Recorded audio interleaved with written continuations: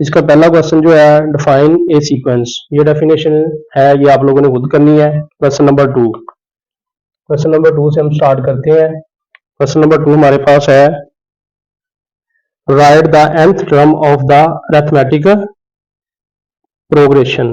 Right the nth term of arithmetic progression.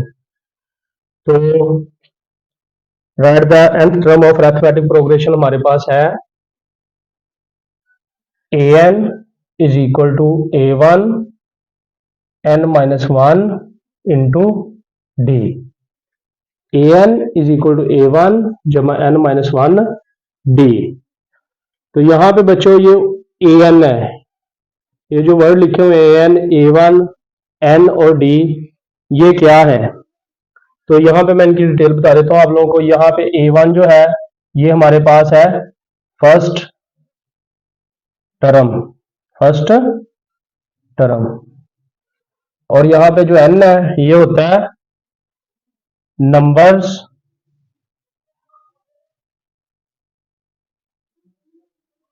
Of terms, number of terms. ये कितनी terms इसके अंदर है?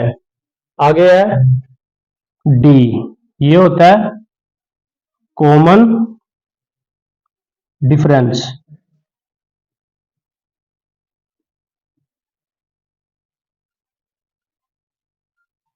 कॉमन डिफरेंस, डी क्या होता है? Common difference. कॉमन डिफरेंस हम मालूम करते हैं, दो वैल्यूज हो तो दूसरी में से पहली माइनस कर दे तो हमारे पास कॉमन डिफरेंस निकल आता है।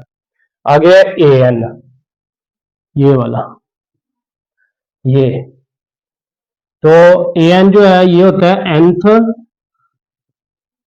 टर्म। ए एन क्या होता है? nth टर्म, मतलब कोई भी टर्म हो सकती है। तो ये इस फार्मूले की हमारे पास डिटेल है। उसके बाद अब हम करते हैं इससे आगे वाला क्वेश्चन स्टार्ट। हमारे पास क्वेश्चन नंबर 3 है, find the seventh term. Find the seventh term, सातवीं टर्म मालूम करें। तो जो टर्म हम लोगों ने मालूम करनी है हमने उसके साथ ए के साथ उसको लिख लेना नीचे। Find the seventh term, question क्या है? 3। फाइंड द सेवंथ टर्म, सातवीं टर्म मालूम करें। तो यहाँ पे a7 हम लोगों ने मालूम करना है। जो टर्म आपने मालूम करनी है वो ए के साथ आपने नीचे लिख लेनी है। जैसे हमने सातवीं टर्म मालूम करनी थी तो मैंने लिख दिया a7। आगे in which the first term, in which the first term, वो कह रहा है कि इसके अंदर जो पहली टर्म है वो है 7। In which the first term is 7, इसकी पहली टर्म जो है वो है 7। एंड कॉमन डिफरेंस इज 3, और जो इसका कॉमन डिफरेंस है ये भी उसने डायरेक्ट दिया हुआ है, ये कितना है? 3। फिर एक दो क्वेश्चन को दोहरा देता हूं, मैं रिवाइज कर देता हूं। फाइंड द सेवंथ टर्म, जो टर्म हमने मालूम करनी है वो हमने a7, a6 जो भी कोई भी टर्म दी हुई है वो हम लिख लेंगे a के साथ नीचे। इसी तरह आगे वो कहता है of arithmetic progression in which the first term, इसकी फर्स्ट टर्म जो है वो है 7। In which the first term is 7 and common difference 3, तो कॉमन डिफरेंस कितना है? 3। तो इसमें यही फार्मूला लगेगा, यही वाला nth टर्म वाला। अच्छा, दूसरी बात, जौन सी टर्म हम लोगों ने मालूम करनी होती है n की वैल्यू b वही लेते हैं। जैसे हमने सातवीं टर्म फाइंड करनी है तो n की टर्म कितनी लेंगे? 7। तो फार्मूला लगाएंगे an a1 n minus 1 d। an is equal to a1 जमा n minus 1 d। तो an हमारे पास कितना है? यहाँ पे हमारे पास आ जाएगा 7, a7। a1 की जगह पे क्या आ जाएगा? 7, एंड n की जगह पे क्या आएगा? 7 माइनस 1, d की जगह पे आ जाएगा 3। इधर a आ जाएगा, a वैसे ही आ जाएगा। n कितना हमारे पास 7, यानी यहाँ पे 7 आ जाएगा। A1 हमारे पास कितना है, A1 हमारे पास है 7। इसी तरह यहाँ पे n की वैल्यू कितनी है 7 और d की वैल्यू कितनी है 3। ये फार्मूले के अंदर हम वैल्यूज लगा देंगे। आगे A7 इज इक्वल टू 7 जमा 7 में से 1 माइनस किया 6 रह जाएगा और 7 ये 3, 7 जमा 6 3 बार 18, तो 18 और 7 हमारे पास आ जाएगा 25। तो A7 की वैल्यू हमारे पास आ जाएगी 25। ये हमारे पास इसका आंसर होगा। क्वेश्चन नंबर 4 है find the seventh term of an arithmetic progression, और इसकी वैल्यू आ गया है 1 4 7। यहां पे हमने क्या करना है, फाइंड द सेवंथ टर्म, 7वीं टर्म। कौन सी टर्म मालूम करनी है, A7, सेवंथ टर्म मालूम करनी है। तो यहाँ पे A के साथ जो टर्म मैंने आप लोगों को बताया था फाइंड करनी होती है, वो हम A के साथ यहाँ पे नीचे ले लेंगे। तो हमारे पास फाइंड करने वाली टर्म कौन सी है, 7वीं टर्म। तो 7वीं टर्म हम लोगों ने मालूम करनी है। आगे term of an arithmetic progression 1 4 7। अब पहला क्वेश्चन जो हमने इससे पीछे वाला क्वेश्चन जो किया उसमें A1 की वैल्यू उसने क्वेश्चन के अंदर बताई हुई थी, D की वैल्यू भी बताई हुई थी, लेकिन यहाँ पे उसने हमें एक सीक्वेंस एक सिलसिला दे दिया है, यहाँ पे डायरेक्ट उसने वैल्यू नहीं बताई। तो मैंने आप लोगों को बताया था कि जो पहली वैल्यू होती है ये वाली फर्स्ट टर्म, जो पहली वैल्यू इसको लेते हैं हम लोग A1 के बराबर। किसके बराबर लेते हैं, A1 के। तो ये वाली जो वैल्यू पहली है ये हमारे पास होगी A1 हमारे पास आएगा 1। इसी तरह डी मालूम करने का भी तरीका है, डी मालूम करने का भी तरीका है। वो कौन सा तरीका है, डी मालूम करने के लिए हम लोग क्या करते हैं, दूसरी वैल्यू में से पहली वैल्यू को माइनस कर देते हैं। डी मालूम करने के लिए क्या करते हैं, दूसरी वैल्यू में से पहली को माइनस कर देते हैं। तो हमारे पास डी कितना आ जाएगा, दूसरी हमारे पास वैल्यू 4 है और पहली 1 है, तो दूसरी में से पहली माइनस करेंगे, 4 में से 1 माइनस करेंगे, तो हमारे पास डी कितना निकल आएगा 3। ठीक हो गया। उसके बाद मैंने आप लोगों को बताया है कि जो टर्म हम लोगों ने मालूम करनी है उसमें जो एक नीचे वैल्यू दी हुई है वो ही हमारे पास n की वैल्यू होती है। तो इस तरह हमारे पास A1 की वैल्यू भी मौजूद है, D की वैल्यू भी मौजूद है और n ये भी हमारे पास मौजूद है। तो हम लोगों ने कौन सी टर्म मालूम करनी है, 7वीं। तो हम अरिथमेटिक प्रोग्रेशन वाला यहाँ पे फार्मूला लगाएंगे, an is equal to A1 into n minus 1 into D, A1 जमा n माइनस 1 डी। तो कौन सी टर्म फाइंड करनी है, A7। तो यहाँ पे an दिया हुआ है हमारे पास, n की जगह पे हम लोग क्या लगा देंगे 7, इस n की जगह पे 7 लगा देंगे। A1 हमारे पास कितना है 1, an की वैल्यू हमारे पास आप लोग देखें क्या है 1, तो A1 की जगह पे 1 लगा देंगे। इसी तरह फिर यहाँ पे जमा ये फार्मूले वाला n हमारे पास कितना है 7, ये लगा देंगे और ये माइनस 1 और d हमारे पास कितना है ये 3 जो हम लोगों ने फाइंड किया।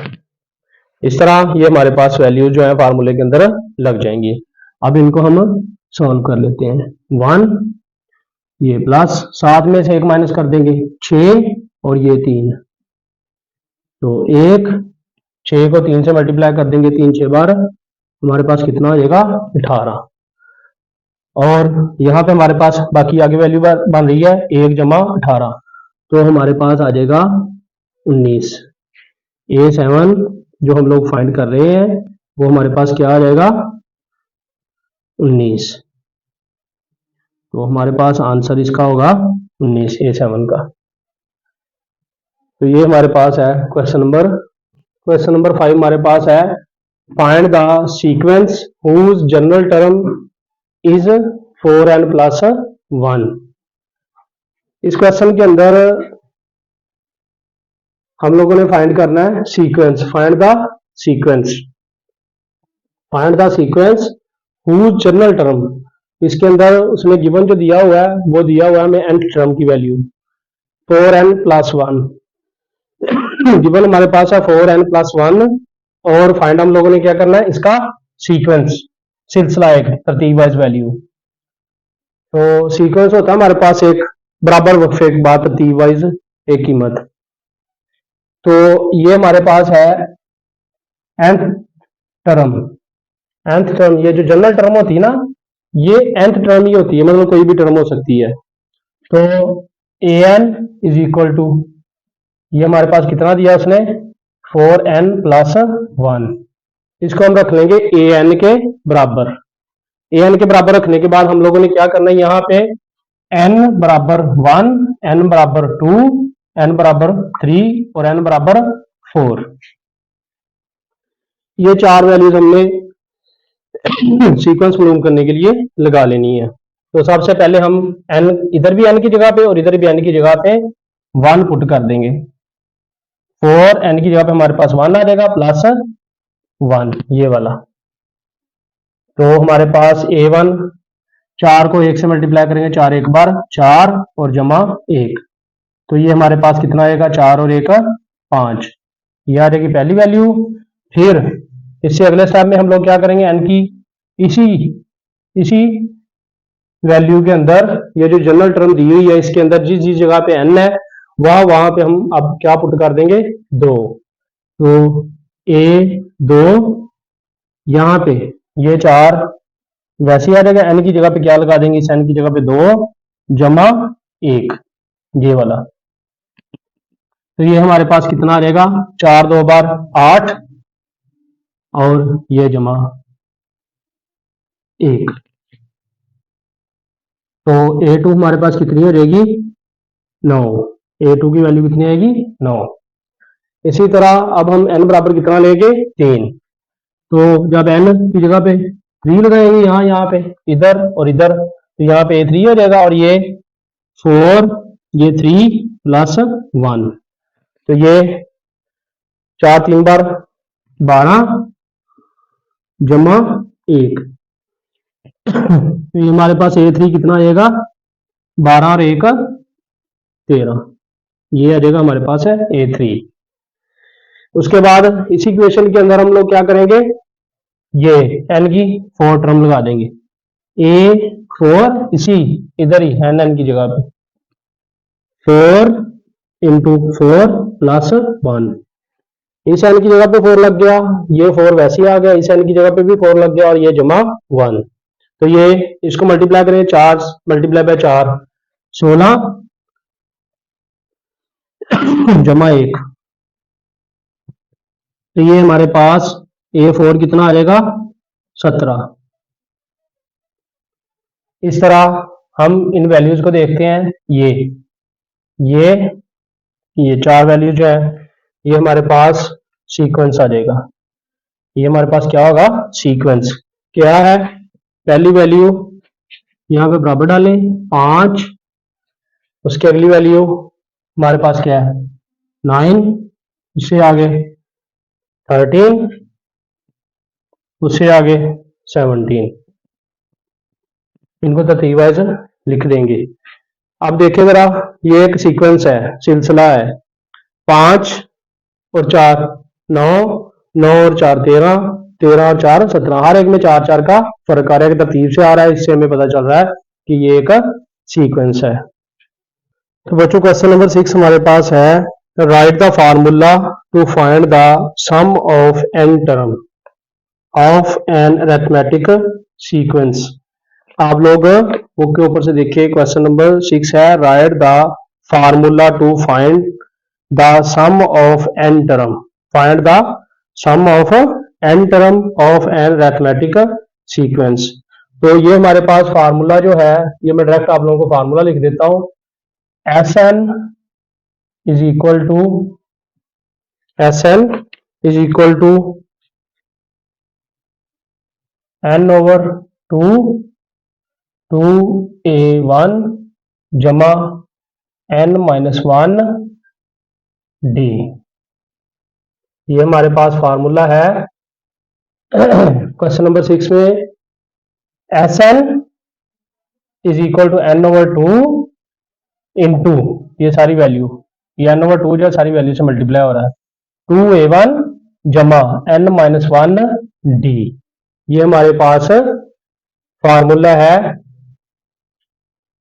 सम ऑफ n टर्म मालूम करने का। तो Sn यहां पे हमारे पास है सम ऑफ nth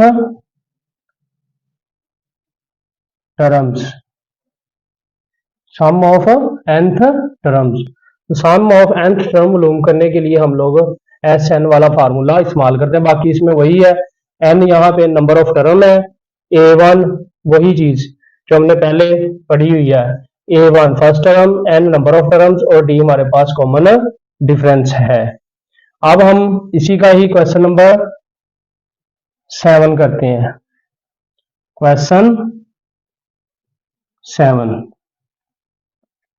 तो क्वेश्चन नंबर 7 हमारे पास है find the sum of series 3 + 11 + 19 plus आगे डैश है 2 16 टर्म्स। तो यहां पे ये वाली वैल्यू है 3 + 11 + 19 plus it's on to 16 terms, ये 16 टर्म्स। यहां पे बेटा उसने हमें 16 टर्म जो है ना उसका हमने सम मालूम करना, सीक्वेंस हमें दिया हुआ है 3 + 11 + 19 जमा इट्स ऑन टू 16 टर्म्स तक। तो यहाँ पे हम देखेंगे, मैंने आप लोगों को बताया था जो पहली रकम होती है इसको हम ले लेते हैं a1, इसको हम ले लेंगे, पहली रकम को ले लेंगे a1। इसी तरह डी मालूम करने का भी तरीकाकार बताया, वो कैसे मालूम करते हैं, दूसरी रकम में से पहली माइनस कर लेते हैं। इसी तरह तीसरी में से दूसरी माइनस करके भी हम डी मालूम कर सकते हैं, लेकिन ज्यादा चीज बातें नहीं बताऊंगा मैं आप लोगों को ताकि आप लोगों को मसला ना बने। सिर्फ आप लोग ये ध्यान में रखें कि दूसरी वैल्यू में से पहली माइनस कर दें तो हमारे पास क्या आ जाता है डी। तो 11 में से 3 माइनस करेंगे तो हमारे पास आ जाएगा 8, क्या आ जाएगा 8। इसी तरह हमने कौन सी टर्म मालूम करनी है 16, तो S16 लेंगे हम लोग। यहां पे उसने क्या कहा सम, क्वेश्चन के अंदर क्या कहता है find the sum of series to 16 term, find the sum of series to 16 term. तो इसलिए हम लोग क्या करेंगे ये जो 16 है ये हमने फाइंड करना है 16 टर्म का सम, तो S16 आ जाएगा। अब यहां पे ये जो वैल्यू होगी यहां पे यही वैल्यू हम क्या लेते हैं n की वैल्यू लेते हैं ये। तो पहली रकम a1 के बराबर, दूसरी में से पहली माइनस करेंगे तो हमारे पास d निकल आएगा। इसी तरह ये 16 टर्म लेनी है, हमने फाइंड करनी है, तो उसके लिए S16 ये आ जाएगा। इसी तरह s के साथ जो वैल्यू है वही n की वैल्यू होगी, तो n बराबर आएगा हमारे पास 16। तो हम यही वाला फार्मूला यहाँ पे लगाएंगे सम ऑफ nth टर्म फाइंड करने वाला, तो n/2 2a1 जमा n-1 d, ये तो यहाँ पे ये s वैसे ही आ जाएगा। सम ऑफ 16 टर्म मालूम करने के लिए n की वैल्यू कितनी है 16, ये लगा देंगे, इधर भी n की जगह पे कितना आ जाएगा 16 बटा ये 2 फार्मूले वाला आ जाएगा, ये 2 फार्मूले वाला। a1 की वैल्यू हमारे पास कितनी है 3, ये लगा देंगे, n की वैल्यू कितनी है हमारे पास 16, ये लगा देंगे -1, और d हमारे पास कितना है 8, ये लग जाएगा। तो ये कट करके 16 तकसीम 2 हमारे पास 8 आ जाएगा, ये 3 2 बार 6 जमा 16 में से 1 निकाल देंगे 15 मल्टीप्लाई पे कितना आ जाएगा 8, ये तो यही 8 6 15 को 8 से मल्टीप्लाई करेंगे हमारे पास ये आ जाएगा 120, क्या आ जाएगा 120। अब इन दोनों वैल्यूज को हम देख रहे हैं, ये 6 जमा 120 जो है ये जमा हो रहे हैं, ये क्या हो रहे हैं जमा। तो S 16 की वैल्यू हम लोग फाइंड कर रहे हैं। तो इधर S16 वैसे लिख लेते हैं इज इक्वल टू ये 8 वैसे ही आ जाएगा और ये 120 जमा 6 120 जमा 6 तो ये हमारे पास आ जाएगा 126 126। अब S16 हमारे पास वैल्यू बच रही है बाकी 8 मल्टीप्लाई बाय 8 ज़रब 126 8 मल्टीप्लाई बाय 126 तो इन दोनों को हम मल्टीप्लाई करेंगे तो हमारे पास 1008 आंसर आ जाएगा। इसका आंसर कितना आ जाएगा 1008। क्वेश्चन नंबर 8 हमारे पास बच्चों है find the sum of series. ये भी उसी तरह क्वेश्चन है पहले क्वेश्चन की तरह ही। Find the sum of the series 5 plus 8 plus 11 plus 14 plus 2 nth term. तो क्या है 5 plus 8 plus 11 plus 14 plus it's 2n term. तो यहाँ पे हमारे पास वैल्यू है 5 जमा 8 जमा 11 जमा 14 प्लस n टर्म तक वैल्यूज हैं। तो यहाँ पे भी वही जो पहली रकम ये है इसको हम a1 के बराबर ले लेंगे। a1 बराबर हमारे पास आ जाएगा 5। इसी तरह d दूसरी वैल्यू में से पहली माइनस करेंगे तो हमारे पास आ जाएगा d। और फाइंड क्या करना हम लोगों ने nth टर्म जो है सम ऑफ nth टर्म हम अब फाइंड कर रहे हैं। तो इस वजह से S16 S14 या कोई भी वैल्यू हमारे पास नहीं आएगी बल्कि क्या आएगा SN क्योंकि हम लोग nth टर्म फाइंड कर लिए इस वजह से SN आएगा। तो n की बराबर भी हमारे पास n की वैल्यू भी n बराबर n ही आएगी क्योंकि अगर कुछ और होता यहाँ पे 16 15 या कुछ भी अगर 7 होता तो n बराबर 7 होना था और यहाँ पे 15 होता तो n बराबर 15 होना था। लेकिन यहाँ पे चूंकि हमने अब n टर्म मालूम करनी है तो इस वजह से n बराबर n आएगा और यहाँ पे SN भी हमारे पास यही वैल्यू होगी यही फाइंड करेंगे हम लोग। इसके साथ कोई और वैल्यू नहीं दी हुई तो हम SN वाला फार्मूला लगा देंगे n/2 2a1 n-1 d। तो n/2 n की वैल्यू n नहीं है n की वैल्यू यहाँ पे नहीं दी हुई तो n/2 वैसे ही आ जाएगा। 2a1 की वैल्यू कितनी दी हुई है 5 ये लगा देंगे जमा n की वैल्यू हमारे पास नहीं है गिवन ये वैसे आ जाएगी। d की वैल्यू हमारे पास कितनी है 3 ये d की जगह पे लगा देंगे। n/2 ये 5 दो बार आ जाएगा 10 जमा आगे देख रहे हैं हम लोग n-1 है और साथ ये 3 मल्टीप्लाई हो रहा है इससे भी और इससे दोनों वैल्यू से 3 मल्टीप्लाई हो रहा है तो n को 3 से मल्टीप्लाई करेंगे ये हमारे पास 3n आ जाएगा। 1 को 3 से मल्टीप्लाई करेंगे ये भी 3 एक बार 3 आ जाएगा। 5 दो बार 10 n को 3 से मल्टीप्लाई किया 3n 1 को 3 से मल्टीप्लाई किया 3 एक बार 3 तो n/2 ये अब आप लोग दे रहे हैं ये 3n है ये वैसे लिख देते हैं और ये जमा का 10 है और माइनस का 3 है। जमा के 10 में से माइनस के 3 निकाल देंगे तो हमारे पास जमा के 7 बच जाएंगे। तो यही SN जो है इसकी वैल्यू होगी।